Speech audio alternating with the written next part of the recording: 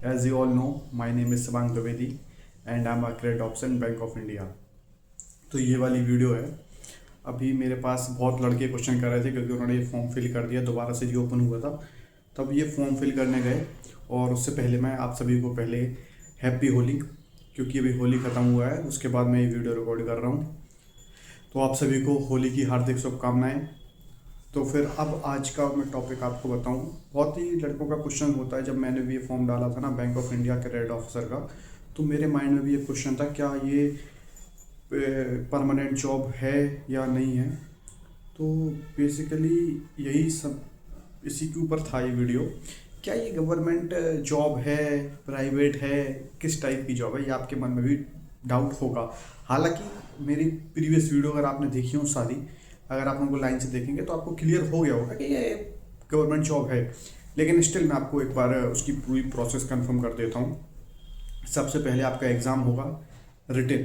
Written नहीं means वो जो होता है ना 4 सब्जेक्ट एमसीक्यू टाइप, वो आपका होगा।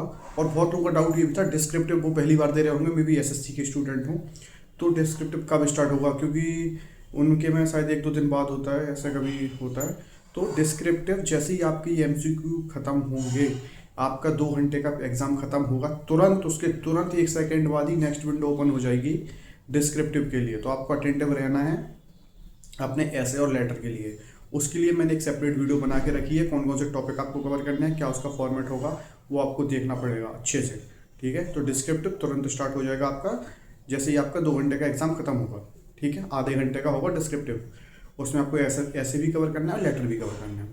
तो जब आप ये क्वालिफाई कर लेंगे तो आपके कुछ नंबर बनेंगे, उनके बेसिस पे आपको इंटरव्यू के लिए बुलाया जाएगा। हम लोगों में total 350 credit officer, 150 IT officers की वैकेंसी थी। तो उन्होंने इनटू कितने 1900 लोग इंटरव्यू के लिए बुलाए थे। ठीक है, तो ये आपकी बैंक भी देखेगी 3 टाइम्स करती है, 3.5 4 टाइम्स कितने इंटरव्यू में बुलाती है।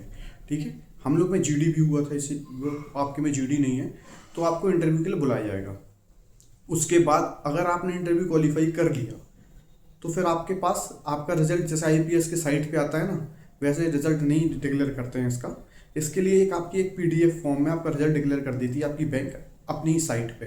जैसे बैंक ऑफ इंडिया है ना, बैंक ऑफ इंडिया की साइट पे पीडीएफ अपलोड कर दी थी जो जो सिलेक्टेड थे स्टूडेंट, और उसमें नाम था आपका मेडिकल जोन, जैसे मेरा सीरियल नंबर शिवांग द्विवेदी मेरा नेम, फिर मेरा मेडिकल जोन जहाँ पे मेरा मेडिकल होगा वो दिया हुआ था। ठीक है, तो ये हो सकता है आपके केस में भी सेम करें, आपका नाम मेडिकल जोन दें, और उसके ऊपर अभी भी प्रोविजनली सिलेक्टेड लिखा हुआ है। ये प्रोविजनली सिलेक्टेड का मतलब ये नहीं कि आपका सिलेक्शन नहीं हुआ, आप बैंक में आ गए हैं, ये हर जगह लिख के ही देते हैं प्रोविजनली सिलेक्टेड। आप डायरेक्ट आईपीएस के थ्रू भी जाएंगे ना तो उसमें भी प्रोविजनली सिलेक्टेड लिखा रहता है।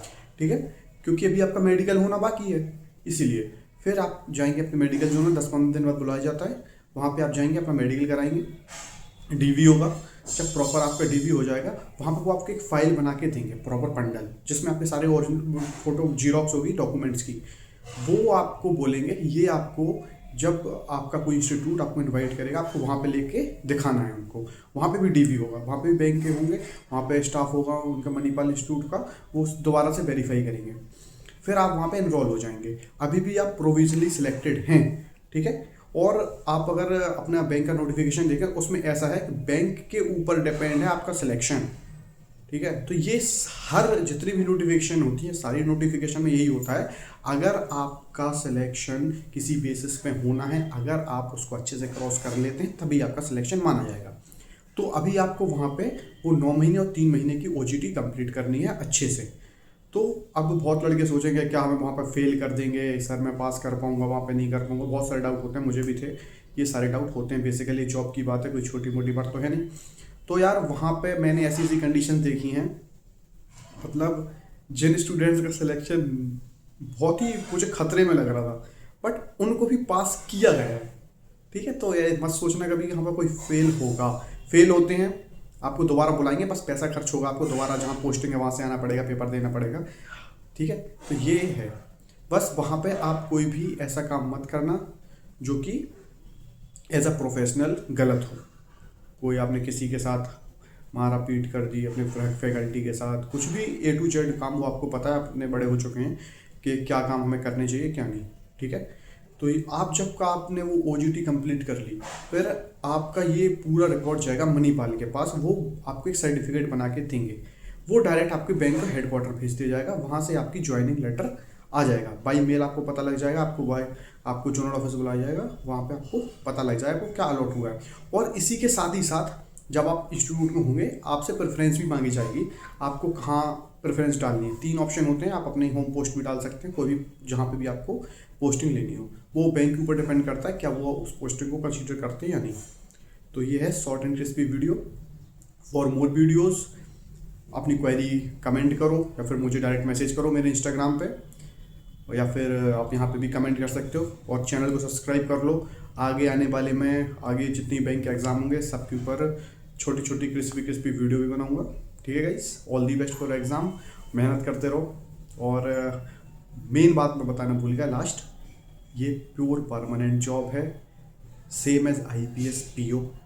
आप PO नहीं होगे, आप क्रेडिट ऑफिसर होगे, बट प्रोबेशन 2 साल का ही होगा। जितने भी प्रोबेशनरी ऑफिसर के ऊपर जो भी होते हैं रूल, सारे आपके ऊपर भी अप्लाई होंगे, बट आपकी पोजीशन डिफरेंट रहेगी। आप क्रेडिट ऑफिसर हैं बट प्योर गवर्नमेंट जैसे IPS PO होता है, सेम टू सेम, कोई भी डिफरेंस नहीं है। ओके गाइस, आप समझ गए होंगे। Please subscribe my channel. Okay guys, bye.